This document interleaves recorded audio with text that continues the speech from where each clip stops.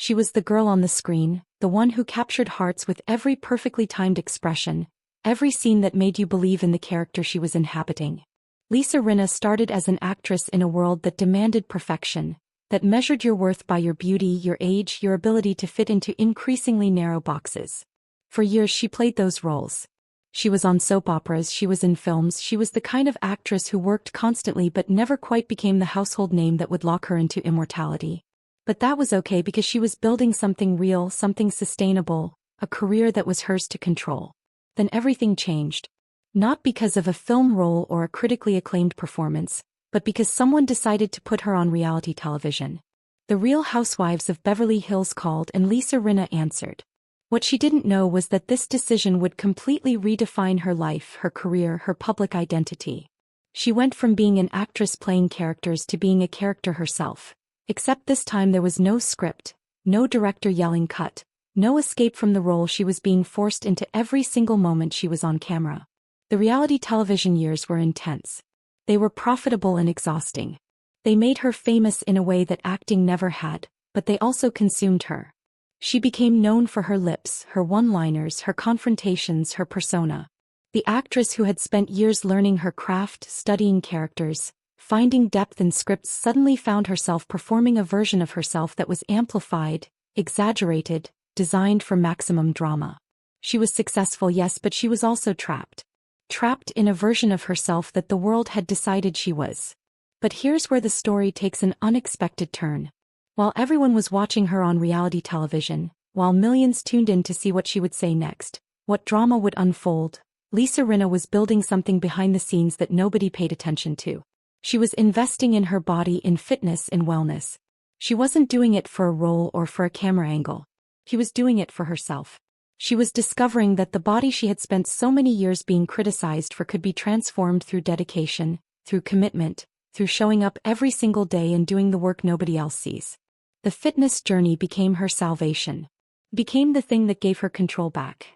For years, her appearance had been scrutinized by millions. Every wrinkle, every aging spot, every change to her face and body had been analyzed, criticized, commented on by strangers who felt entitled to an opinion. But fitness was different. Fitness was something she could control.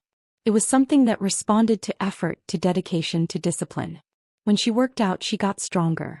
When she committed to wellness, she felt better. It was cause and effect in a way that the entertainment industry had never been. As she built her fitness brand, something shifted. She wasn't trying to prove anything to the world anymore. She was trying to prove something to herself.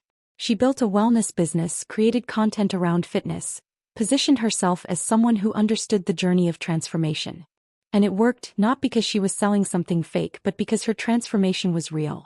The actress who had been trapped in the character of a reality star found her way back to agency, back to control, back to defining herself on her own terms. Then came the moment everyone was waiting for without knowing they were waiting for it. She stepped away from Real Housewives. After years of being the constant presence, the voice that everyone knew would say something shocking or honest or both, she decided to leave. The world gasped. How could she walk away from the thing that made her famous?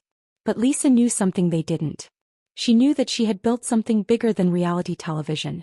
She had built a fitness empire, a wellness brand, a new identity that didn't require her to fight for attention or create drama to stay relevant. The comeback wasn't like the ones Hollywood normally writes.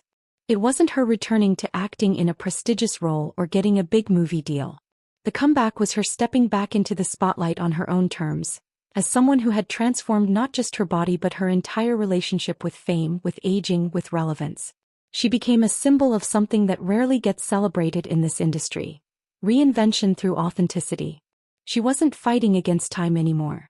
She was working with it, understanding it, using it as material for her story rather than as her enemy. What makes Lisa Rinna's journey so compelling isn't that she got back into shape or built a fitness brand. Plenty of celebrities do that. What's compelling is that she took the chaos of reality television, the criticism of aging in public, the constant judgment of her appearance, and she transformed it all into something meaningful. She took the very thing that was supposed to trap her and used it as fuel for freedom.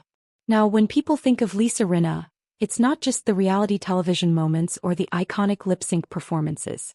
It's the woman who refused to accept that her relevance had an expiration date. It's the actress who became a reality star, who became a wellness entrepreneur, who became a completely reinvented version of herself. And maybe that's the greatest performance of her entire career. The performance of a woman who stopped performing and started living.